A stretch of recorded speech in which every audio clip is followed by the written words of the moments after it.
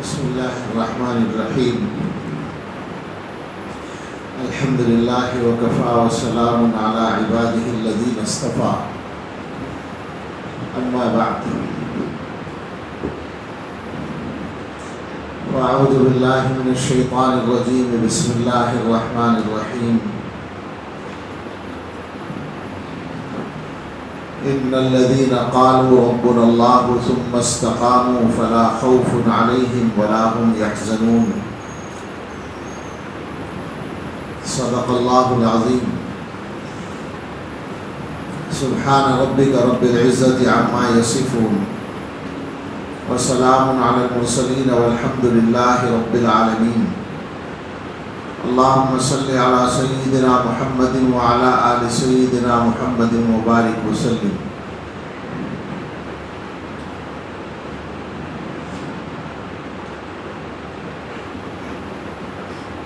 اس وقت مختصر تقریباً 25 منٹ یا اس کے قریب بات کرنی ہے، اور پہلی بار آپ کے یہاں حاضری ہوئی ہے، اگرچہ بنیاتم والوں سے دوستی بہت پرانی ہے. ایک بات، جب آدمی سوچتا ہے بولنے کے لیے تو کیا بولے، یہ اس کا مسئلہ ہوتا ہے کہ وہ سوچے. لیکن کبھی کبھی ایسا ہوتا ہے کہ زیادہ سوچنے کی ضرورت نہیں پڑتی. ایسا معاملہ ہے کہ اللہ تعالیٰ اپنے بندوں کے ساتھ جو معاملہ رکھتے ہیں اور جو معاملہ کرتے ہیں، اس پر اگر نظر ڈالی جائے تو بات کرنا بہت آسان ہوتا ہے. بات کریں ہم اللہ کی، بات کریں ہم اللہ تعالیٰ کا ہمارے ساتھ جو معاملہ ہے اس کی، اور بات کریں ہمارا جو معاملہ اللہ تعالیٰ کے ساتھ ہے اس کی. ہمارے زمانے میں ایک مسئلہ ہے، اور کہہ سکتے ہیں کہ وہ سب سے بڑا مسئلہ ہے مسلمانوں کے لیے خاص طور پر، اور وہ ہے دین یا ایمان پر استقامت کا، مضبوطی سے جمے رہنے کا. چونکہ ایک بات تو پہلے سے ہے، ہر زمانے میں ہے، رہتی آئی ہے، کہ انسان پریشانیوں میں مبتلا ہوتا ہے، مشکلات کا شکار ہوتا ہے، تو وہ شیطان اس کو بہکاتا ہے. یہ پہلے سے ہوتا آیا. پریشانیوں میں شیطان انسان کو اللہ تعالیٰ سے دور کرنے کی کوشش کرتا ہے. پریشانیاں ہر زمانے میں آئی ہیں. ہمارے زمانے میں شیطان ہی کے نمائندوں نے ایک تحریک چلا رکھی ہے جس کو سینکڑوں برس ہو گئے ہیں، اور وہ یہ ہے کہ انسانوں کو یہ سمجھایا جا رہا ہے، یہ سکھایا جا رہا ہے کہ ہر چیز کو جاننا اور سمجھنا تمہارا حق ہے، ماننا کوئی ذمہ داری نہیں ہے. یہ باقاعدہ ایک مہم ہے. یہ میں ویسے ہی الزام نہیں لگا رہا ہوں کسی پر، آپ حالات کا مطالعہ کریں. اور جو لوگ اللہ تعالیٰ کے منکر ہیں، اللہ سے کا انکار کرتے ہیں یا مذہب کا انکار کرتے ہیں، آسان زبان میں کہہ لیں کہ ایتھسٹ ہیں، یا اسی ٹائپ کے جو بھی لوگ ہیں، آپ ان کی چیزوں کو پڑھیں تو پتہ چلے گا کہ ان کی کوشش ہے کہ انسان سے وہ یہ کہنا چاہتے ہیں کہ جاننے کی کوشش کرو، ماننے کی نہیں. تمہارے پاس عقل ہے تو تمہیں جاننا چاہیے، ہر بات کو سمجھنا چاہیے، اور اس کے نتیجے میں جو بات تمہاری سمجھ میں نہ آئے اسے رد کر دینا چاہیے، اس کا انکار کر دینا چاہیے. یہ تمہارا حق ہے. تو اس کی وجہ سے مسئلہ زیادہ کھڑا ہو گیا ہے ایمان کا اور دین کا. ظاہر بات ہے کہ جب ایک بات سمجھائی جاتی ہے تو لوگوں کی سمجھ میں آتی ہے بات، اور ایسا لگتا ہے کہ جیسے یہ فطری بات ہے، یہ نیچرل ہے کہ صاحب ہمیں سمجھنا چاہیے اور سمجھ میں نہ آئے تو ماننے کی ضرورت نہیں۔ حالانکہ یہ بات 100% غلط ہے۔ حد یہ ہے کہ اس دنیا میں، جس کو آپ سائنس کی دنیا کہہ سکتے ہیں، جس میں کہنا چاہیے سائنسی سوچ اور ہر چیز کو سائنٹیفک انداز میں سمجھنے کا فیشن جاری ہے، اس دنیا میں سائنس کی کچھ چیزیں ایسی ہیں جن کو آدمی بغیر سمجھے مانتا ہے، آج بھی مانتا ہے، مگر وہ سائنس کے نام پہ بتائی جاتی ہیں اس لیے مان لیتا ہے۔ مذہب کے نام پہ بتایا جائے تو وہ کہتا ہے کہ ہماری سمجھ میں نہیں آتا، اس لیے ہم نہیں مانیں گے۔ یہ دھوکہ دیا جا رہا ہے۔ حقیقت یہ ہے،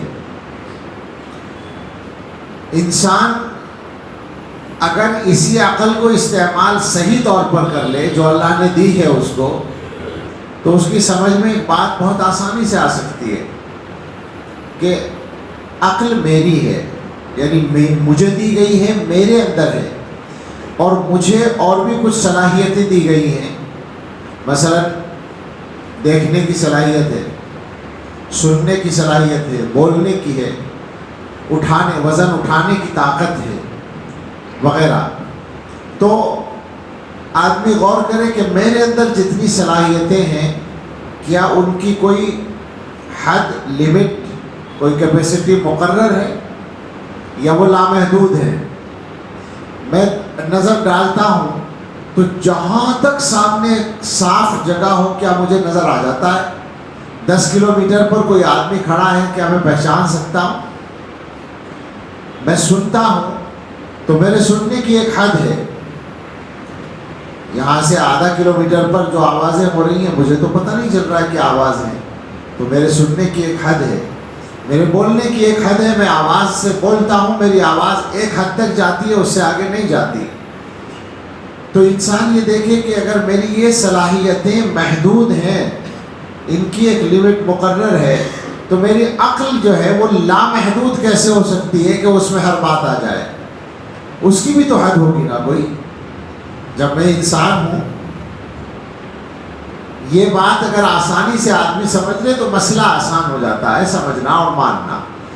تو بنیادی بات یہ ہے کہ ہمارے زمانے میں اس تحریک کی وجہ سے ایمان جا رہا ہے۔ یہ کوئی فرضی بات نہیں ہے، جذباتی بات نہیں ہے، سچائی ہے، بالکل معلومات ہیں، آپ کو بھی معلوم ہے، مجھے بھی معلوم ہے۔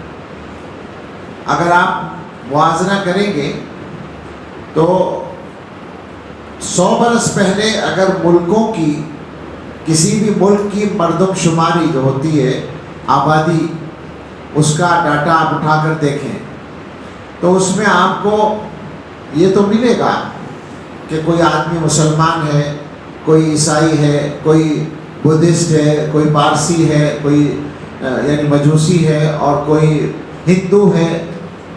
مطلب یہ کہ صحیح مذہب بھی ہے اور دیگر آسمانی مذہب بھی ہیں پرانے، اور شرک بھی ہے، لیکن لا مذہب نہیں ملے گا، کوئی مذہب نہیں، یہ نہیں ملے گا۔ یا ایک نیا مذہب چلایا گیا ہے اسی لامذہبیت کے لیے، ہیومنزم، انسانیت۔ آج کی مردم شماری کا ڈیٹا اگر آپ اٹھا کر دیکھیں تو آپ کو پتہ چلے گا مثلا مسلمان 12% ہیں، ہندو اتنے ہیں، عیسائی اتنے ہیں، اور 8% ایتھسٹ ہیں یا ہیومنزم کو ماننے والے ہیں۔ مثلا یہ ہو گیا اور بڑھ رہا ہے، اس پر محنت ہو رہی ہے، اور ہر مذہب کے ماننے والے جوان اس کا شکار ہو رہے ہیں۔ تعلیم گاہوں میں اس پر محنت ہے، اور یوٹیوب وغیرہ کے ذریعے اس پر محنت ہے، اور شکار ہو رہے ہیں لوگ۔ تو ہمیں اس سے بچنا ہے اور اپنے بچوں کو بچانا ہے۔ ہمیں صحیح بات پر آنا ہے، صحیح بات کو سمجھنا ہے۔ ہم اللہ کو مانتے ہیں، اللہ کو مانے بغیر چارہ نہیں ہے، اور جب یہاں سے بات شروع ہوگی تو معاملہ آسان ہو جائے گا۔ یہ ایک واحد نقطہ ہے کہ ایک ایسی ہستی کو ماننا ہے جسے دیکھا نہیں ہے، اسے ماننا ہے۔ اگر آپ ایمانداری سے سائنس پڑھیں، یعنی صحیح نیت سے، تو سائنس کافی ہے اللہ تعالیٰ کو منوانے کے لیے۔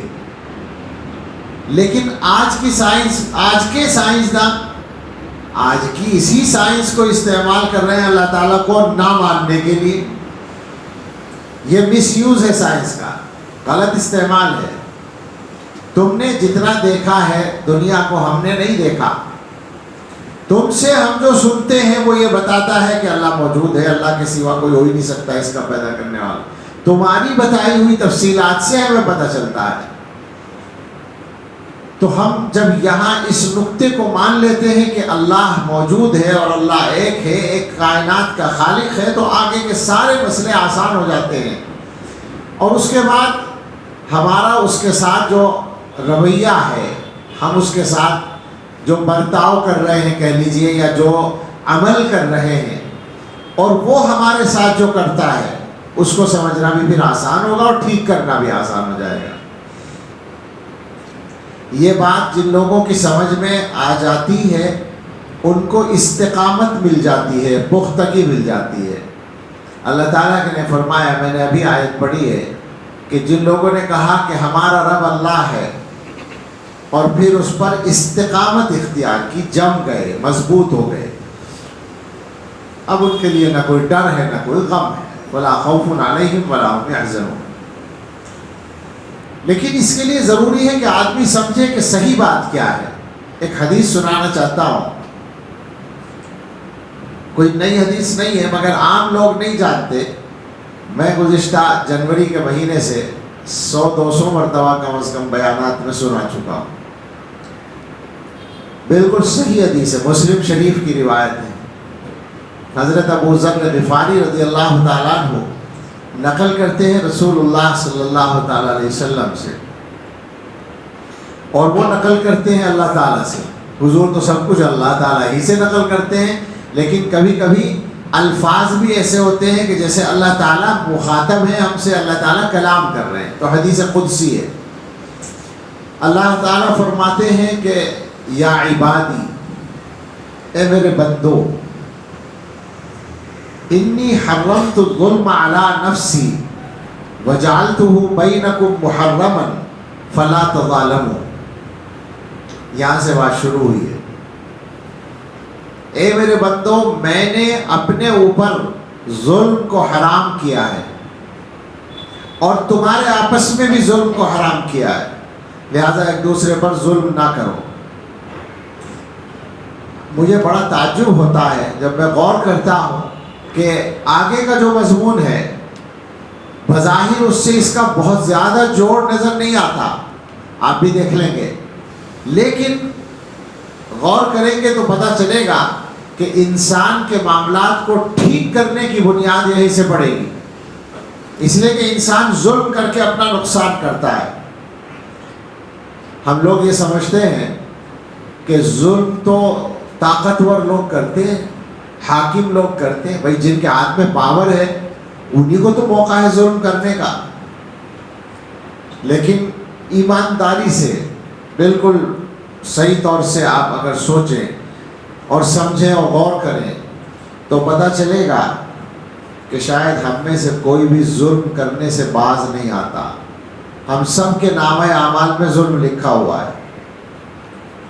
کیسے؟ ظلم کہتے ہیں کسی بھی ناحق معاملے کو، جس کے ساتھ آپ برتاؤ کر رہے ہیں، جو حق نہیں ہے وہ برتاؤ کر رہے ہیں تو ظلم ہے، انصاف نہیں کر رہے تو ظلم ہے۔ تو اپنے معاشرے پہ نظر ڈالیں، گھروں میں، مسجدوں میں، مدرسوں میں، کمپنیوں میں، اسکولوں کالجوں میں، پڑوس میں، رشتہ داروں میں، جن جن لوگوں سے واسطہ پڑتا ہے ان کے ساتھ کیا رویہ ہے۔ میں سوچتا ہوں اور لوگوں سے پوچھتا ہوں، بے تکلف پوچھتا ہوں، آپ بھی غور کیجئے گا برا نہ مانیے گا، گھروں میں کیا رویہ ہے ان تمام لوگوں کا جو دیندار ہیں. بھئی یہاں تو سب دیندار ہی بیٹھے ہیں، داڑھیاں سفید ہیں ہماری، جن کے بچوں کی شادیاں ہو گئی میں ان سے پوچھتا ہوں کبھی کبھی کہ آپ کا اپنے گھر میں کیا رویہ ہے. کیا اکثر مسلمان یہ نہیں کرتے کہ ان کے بیٹے اور بہو کے درمیان جب اختلاف ہوتا ہے تو ان کا ووٹ ہمیشہ بیٹے کے ساتھ ہوتا ہے؟ کیا خیال ہے؟ گھروں میں یہی ہو رہا ہے نا. بیٹی اور داماد میں کوئی بات ہوتی ہے تو ہمیشہ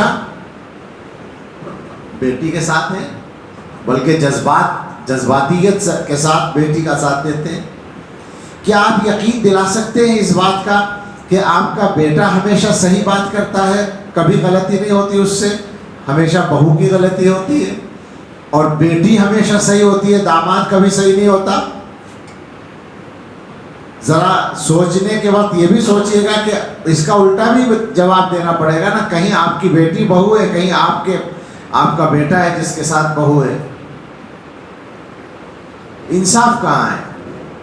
اس کا نام انصاف تو نہیں ہے. لیکن میں تو یہ دیکھتا ہوں کہ 99% گھروں میں یہی ہوتا ہے.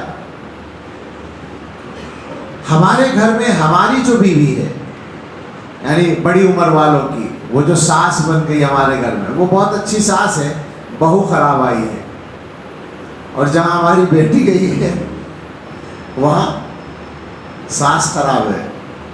سب کو ساس خراب مل جاتی ہے اور ادھر بہو خراب مل جاتی ہے. پتہ نہیں کیا بات. اچھا بالکل یہی مسئلہ ان کے ساتھ ہے، وہ بھی یہی کہتے ہیں ادھر والے. کیا ہے آخر یہ بات؟ مجھے بتائیں سوچ کر، کیا یہ مسلمانوں کا طریقہ ہے؟ جن مسلمانوں کو قرآن میں حکم دیا گیا تھا، ویسے ہی نہیں سرسری بات ہے، قرآن کی آیت میں ہے کہ دشمن کے ساتھ بھی ناانصافی نہیں کرنی ہے، وہ اپنے بچوں کے ساتھ بھی ناانصافی کر رہے ہیں. بلکہ کچھ کیس ایسے بھی مل جائیں گے، اچھے خاصے مل جائیں گے، 2-4 نہیں زیادہ مل جائیں گے، کہ جہاں سگی اولاد میں بھی انصاف نہیں ہے. ایک بیٹے کی مالی پوزیشن اچھی ہے، ایک کی کمزور ہے، ان دونوں میں جب اختلاف ہوتا ہے تو والد کا ووٹ کس کے ساتھ ہوتا ہے؟ جو بیٹا پیسے والا ہے، اکثر اس کے ساتھ ہوتا ہے. میں تو یہی دیکھ رہا ہوں. کبھی کبھی اس کا الٹا ہوتا ہے. انصاف نہیں ہم لوگوں کے مزاج میں. کوئی آدمی ہمارا پارٹنر ہے، کئی سال پارٹنر رہا، بہت اچھا رہا، لڑائی ہو گئی. لڑائی ہونے کے بعد کبھی سنا ہے کوئی یوں کہتا ہو کہ وہ فلاں آدمی جو ہے، آدمی تو ٹھیک ہے، بس میرا معاملہ اس سے بگڑ گیا، کوئی ایسی بات نہیں. سنا ہے اس طرح کہتے ہوئے؟ جب ہمارا معاملہ خراب ہو گیا تو وہ دنیا کا سب سے برا آدمی ہے. یہ ناانصافی ہے یا انصاف ہے؟ بتائیے. ہر جگہ یہ ملے گا. میں ڈرتا ہوں سوچتا ہوا کہ جب مسلمانوں کا یہ معاشرہ ہے اور احساس بھی نہیں ہے، تو کیا ایسی قوم کے ہاتھ میں اللہ تعالیٰ حکومت دے سکتے ہیں؟ یہ تو ظلم کی انتہا کر دیں گے لوگوں کے ساتھ. کیا کریں گے آخر؟ جو اپنے گھر والوں میں انصاف نہیں کرتے، 5 آدمی ہیں گھر میں، ان میں انصاف نہیں کرتے، تو 5 کروڑ یا 50 کروڑ میں انصاف کریں گے؟ خراب بات ہے نا. صورتحال اچھی نہیں ہے. لہذا صحیح ہے، اللہ تعالیٰ نے شروع ہی میں یہ بات فرمائی، اے میرے بندو میں نے اپنے اوپر بھی ظلم کرا. حالانکہ اللہ تعالیٰ کچھ بھی کرے وہ ظلم نہیں بنے گا. پھر بھی اللہ تعالیٰ یہ کہہ رہے ہیں کہ جس کو تم ظلم سمجھتے ہو میں وہ نہیں کرتا، تو تم بھی نہ کرو. تم تو بندے ہو، تم تو خدا بھی نہیں ہو. اس کے بعد میں جلدی پوری حدیث کر دوں. یا عبادی اللہ کلکم ضال الا من ہدیتہ فاستہدونی اہدکم. اے میرے بندو تم میں سے ہر ایک گمراہ ہے سوائے اس کے جسے میں ہدایت دوں. ہدایت میں دیتا ہوں، تو مجھ سے ہدایت مانگو، میں تمہیں ہدایت دوں گا. یا عبادی کلکم جائع الا من اطعمتہ فاستطعمونی اطعمکم. اے میرے بندو تم میں سے ہر ایک بھوکا ہے سوائے اس کے جسے میں کھلاؤں. مجھ سے مانگو میں کھلاؤں گا. یہ ہمیشہ یاد رکھو، تمہارا کاروبار تمہیں نہیں کھلاتا، تمہارا پیسہ تمہیں نہیں کھلاتا، میں کھلاتا ہوں، ضرورتیں میں پوری کرتا ہوں۔ یا عبادی کلکم عار الا من کسوتہ فاستکسونی اکسکم، اے میرے بندو تم میں سے ہر ایک بے لباس ہے سوائے اس کے جسے میں لباس پہناؤں، مجھ سے لباس مانگو میں تمہیں لباس دوں گا، مجھ سے مانگو سب کچھ، میں ہوں دینے والا۔ یا عبادی انکم تخطئون باللیل والنہار وانا اغفر الذنوب جمیعا فاستغفرونی اغفر لکم، اے میرے بندو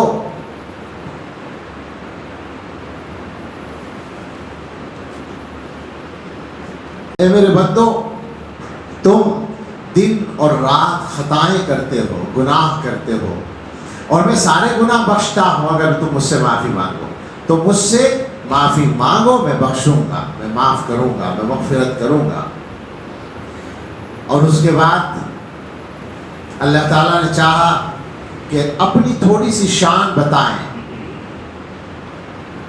یا عبادی لو ان اولکم وآخرکم وانسکم وجنکم کانوا علی اتقى قلب رجل واحد منکم ما زاد ذلک فی ملکی شیئا، اے میرے بندو اگر تمہارے اول سے آخر تک سارے انسان، آدم سے قیامت تک، اور سارے جنات، سوچے کتنی تعداد، سب کے سب تم میں سب سے بڑے متقی آدمی کی طرح بن جائیں، جیسے گویا محدثین نے باقاعدہ لکھا حضرت محمد صلی اللہ علیہ وسلم کی طرح سب بن جائیں، سارے انسان اللہ تعالیٰ کو اتنا ماننے والے اور اللہ کی اتنی عبادت کرنے والے بن جائیں جیسے محمد صلی اللہ علیہ وسلم، تو فرماتے ہیں کہ میری بادشاہت میں کوئی اضافہ نہیں ہوگا، ما زاد ذلک فی ملکی شیئا، اس کی وجہ سے میری شان بڑھ جائے، میری طاقت بڑھ جائے، میرا ملک بڑھ جائے، ایسا نہیں ہوگا، میں پہلے ہی اتنا بڑا ہوں جتنا ہوں۔ وَلَوْ أَنَّ أَوَّلَكُمْ وَآخِرَكُمْ وَإِنسَكُمْ وَجِنَّكُمْ كَانُوا عَلَىٰ أَفْجَرِ قَلْبِ رَجُلٍ مِّنكُمْ مَا نَقَصَ ذَلِكَ مِن مُلْكِ شَيْئًا، اور اگر یہ سارے کے سارے اول آخر جن و انس سب کے سب تم میں بدترین نافرمان آدمی کی طرح بن جائیں تو میری طاقت میں کوئی کمی نہیں آئے گی، میں جتنا طاقتور ہوں اتنا ہی رہوں گا۔ اس کے بعد فرمایا یہی الفاظ ہیں، لو ان اولکم وآخرکم وانسکم وجنکم قاموا فی صعید واحد فسألونی فأعطیت کل واحد منکم مسألته ما نقص ذلك مما عندي الا كما ينقص المخيط اذا ادخل البحر، اگر یہ سارے کے سارے جن کی تعداد کھربوں تو ہے، ان کھربوں تو انسان ہی ہیں، یہ جنات کتنے ہوں گے، سب کے سب ایک میدان میں کھڑے ہو جائیں اور سب اپنی اپنی خواہش کا سوال کریں، جو چاہتے ہیں وہ مانگیں۔ ذرا غور کریں ہم کیا کیا چاہتے ہیں، سب کچھ مانگ لیں اور میں ہر ایک کو دے دوں جو وہ مانگ رہا ہے، سب کو دے دوں، تو آپ سوچ سکتے ہیں کتنا بڑا خزانہ خرچ ہوگا۔ اللہ تعالیٰ فرماتے ہیں میرے پاس جو کچھ ہے اس میں اگر اس کو کمی کہو تو ایسی کمی آئے گی جیسے ایک سوئی کو سمندر میں ڈال کے نکال لیا جائے تو سمندر کے پانی میں جو کمی آئے گی، آپ سوچ رہے ہیں ایک سوئی کو اگر ایک گلاس پانی میں ڈال کے نکالیں تو کوئی کمپیوٹر بتائے گا کہ کتنا کم ہوا، ایک بوند بھی خرچ نہیں ہوتی ایک سوئی کے بھگونے میں، تو گلاس کی بات نہیں ہو رہی، سمندر کی بات ہے۔ اللہ تعالیٰ فرماتے ہیں کہ میرے خزانے میں ایسی کمی بھی اگر اس کو کمی کہو تو یہ ایسا فرق پڑے گا۔ اس کے بعد فرمایا یا عبادی انما ہی اعمالکم احصیھا علیکم فاوفیھا ایاکم، یہ تو تمہارے اعمال ہوتے ہیں، میں سب کو جمع کر لیتا ہوں اور تمہیں لوٹا دیتا ہوں۔ بہت ڈرانے والا جملہ ہے، تمہارے پاس جو کچھ آتا ہے وہ تمہارا اپنا کیا ہوا ہوتا ہے، تمہارے اعمال کہیں غائب نہیں ہوتے، میں جمع کر لیتا ہوں तुम्हें लौटा देता हूँ। फमन वजद खैरन फलयहमदिल्लाह, तो जो भी आदमी खैर पाए, अच्छाई पाए, उसे चाहिए कि अल्लाह का शुक्र अदा करे। वमन वजद गैर ज़ालिका फला यलूमन्ना इल्ला नफ्सहू, और जो इसके अलावा कोई चीज़ महसूस करे तो अपने आप को बुरा कहे। मुझे बुरा कहने की ज़रूरत नहीं है, अपने आप को मलामत करे। आप ज़रा सोचें इस हदीस के मज़मून को, और बार बार सोचें। ज़रा लंबी हदीस है, मगर इसमें ऐसा महसूस होता है कि अल्लाह ताला ने अपनी शान भी बताई है और हमारी औकात भी बताई है कि हमारी हैसियत क्या है, हम अल्लाह ताला के सामने क्या हैं, और फिर हम यहाँ अपना जो रवैया है वो कैसा हमने बना रखा है। शायद हमने अपने आप को छोटे छोटे खुदा बना रखा है। हम ज़रा सी नेमतें मिलने पर बड़ाई का शिकार होते हैं। हम में से किसी के पास इल्म आ जाता है तो वो दूसरों को हकीर ये सोच कर समझता है कि मैं बड़ा आलिम हूँ। हम में से किसी के पास पैसा आता है तो वो दूसरों को ये समझकर छोटा समझता है कि मेरे पास पैसा है, मैं पैसे वाला हूँ। जिसके पास जो कुछ है वो अल्लाह का दिया हुआ है, और अल्लाह ताला कादिर मुतलक हैं। दुनिया के अंदर सब काम अल्लाह की मर्ज़ी से होते हैं। बंदा अपने मामलात को ठीक करे तो मामला ठीक है, गड़बड़ करे तो नुकसान उसी का है। अल्लाह का या अल्लाह के दीन का या अल्लाह की ज़ात का कोई नुकसान नहीं है। हमारा मामला ये है। एक चीज़ और कहकर बात ख़त्म करता हूँ। शुरू में कहा था मैंने, अल्लाह ताला के साथ हमारा रवैया और हमारे साथ अल्लाह का मामला। हमारे साथ अल्लाह ताला का मामला ये है कि अल्लाह की नेमतें गिनना मुश्किल है, मुश्किल क्या नामुमकिन है। और इसका ये मतलब नहीं है कि अगर कोई बड़ा मालदार है उस पर अल्लाह की नेमतें गिनना मुश्किल है और जो गरीब आदमी है उस पर ज़रा कम है, ऐसा नहीं है। किसी के पास दुनिया की दौलत नहीं है, वो भी गिन नहीं सकता अपने ऊपर अल्लाह की नेमतों को। तो ये तो अल्लाह का मामला है, जबकि अल्लाह बिल्कुल बेनियाज है। अभी आपने सुना है कि अगर सारे के सारे नाफरमान बन जाएं तो अल्लाह की ज़ात पर कोई फ़र्क नहीं पड़ता। और हमारा मामला ये है कि हमें हर वक्त अल्लाह ताला से शिकायत है। ये मज़मून हमने पढ़ा है कि एक मरतबा हज़रत मूसा अलैहिस्सलाम से उनकी कौम के लोगों ने ये कहा था कि क्या ये पता चल सकता है, ये मालूम हो सकता है कि अल्लाह ताला हमसे राज़ी है या नहीं। कोई ऐसा टेस्ट है जिससे पता चल जाए कि अल्लाह ताला हमसे राज़ी है या नहीं। तो वहाँ से जवाब मिला कि इनसे कह दो अगर ये अपने दिल में मुझसे राज़ी हैं तो मैं भी इनसे राज़ी हूँ। बज़ाहिर बात आसान लग रही है कि हमारे हाथ में आ गया, लेकिन अगर अपना अमल देखें तो ख़तरनाक बात है। कौन है हम में से जो वाकई अल्लाह ताला से पूरी तरह राज़ी है? शिकायतें हैं दिल में, फ़लाँ को तो अल्लाह ने इतना दिया, हमें कुछ भी नहीं दे रखा है। फ़लाँ का कारोबार तो अल्लाह ताला खूब चला रहे हैं, हमारा चल ही नहीं रहा है। फ़लाँ के ऐसे बच्चे हैं, हमें नहीं दिए हैं। फ़लाँ का ऐसा घर है, हमारा नहीं है। यानी हर वक्त नज़र शिकायत पर है, कमी पर है। जो दिया है उस पर नज़र नहीं है। जो दिया है अल्लाह ने उसका आपसे हक अदा होता है, जब नहीं होता तो फिर आदमी को सोचना चाहिए। यही तो है कि हम अल्लाह ताला से कहाँ खुश हैं। जो बंदा अल्लाह ताला से वाक़अतन खुश है फिर यकीन है कि इंशाअल्लाह अल्लाह भी उससे खुश होगा। हम लोग राज़ी नहीं होते। हम लोग तो अपनी मर्ज़ी पूरी होने पर राज़ी होते हैं, बस इसके अलावा हमारे राज़ी होने की कोई ज़रूरत नहीं है। हमने दुकान शुरू की, हमारे हिसाब से दुकान में रोज़ाना इतना प्रॉफिट होना चाहिए था, वो नहीं हो रहा तो हम राज़ी नहीं हैं। हमने कोई कारोबार शुरू किया, हमारे मुताबिक नहीं चला तो हम राज़ी नहीं हैं। हमने कोई इरादा किया सफ़र का, हमारा वो सफ़र नहीं हो पाया, फ़्लाइट मिस हो गई, कुछ और हो गया, उज़्र पेश आ गया, हम राज़ी नहीं हैं, हम तो नाराज़ हैं फ़ौरन। हमें ख्याल भी नहीं आता कि ये अल्लाह के हुक्म से हुआ है। जब अल्लाह के हुक्म से हुआ है तो हमें राज़ी हो जाना चाहिए। नहीं होता, हम परेशान हैं। اور یہ ہماری پریشانی کی سب سے بڑی بنیاد ہے. آپ ذرا غور کیجئے رک کر یہاں پر کہ اگر ہم لوگ یہ مزاج بنا لیں، اپنے کرنے کا کام کریں، سبب اختیار کریں، کوشش کریں اچھائی کے لیے، کوئی پابندی نہیں، لیکن نتیجہ اللہ کے اوپر چھوڑ دیں.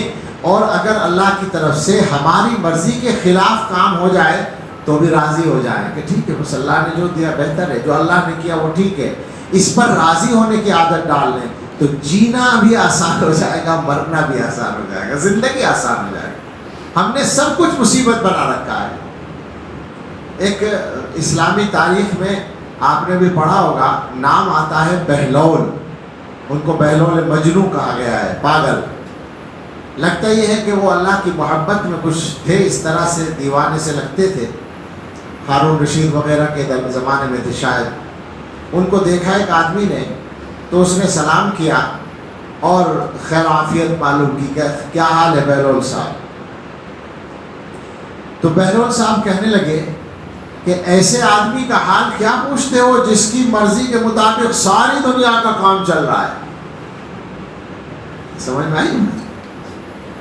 اپنے لیے کہہ رہے ہیں، یعنی ہمارا کیا حال پوچھتے ہو؟ میں تو مطلب ایسا آدمی ہوں کہ جس کی مرضی کے مطابق ساری دنیا کا کام چل رہا ہے. اس نے کہا کیا مطلب؟ ساری دنیا کا کام آپ کی مرضی کے مطابق چل رہا ہے؟ کہ ہاں بالکل. اس نے کہا کیسے؟ کہ یہ بتاؤ ساری دنیا کا کام اللہ کی مرضی کے مطابق چل رہا ہے یا نہیں؟ کہاں یہ تو صحیح ہے، اللہ کی مرضی سے چل رہا ہے، جو اللہ تعالیٰ چاہتے ہیں وہ ہوتا ہے. کہنے لگے میں اللہ کی مرضی میں راضی ہوں، لہذا سب میری مرضی کے مطابق. کتنا شاندار فارمولہ ہے زندگی کو آسان بنانے کا. بس یہی عرض کرنا تھا کہ ہم اللہ تعالیٰ کے ساتھ اپنا معاملہ ٹھیک کر لیں، اللہ کا ہمارے ساتھ جو معاملہ ہے اس پہ نظر ڈال لیں، اور ہمارا جو اللہ کے ساتھ معاملہ ہے اس پہ نظر ڈال لیں تو آخرت کا مسئلہ بھی حل ہو جائے گا اور دنیا کی زندگی بھی آسان ہو جائے گی. اللہ مجھے اور آپ کو سبھی کو توفیق عطا فرمائے. آمین. وآخر دعوانا ان الحمد للہ رب العالمین.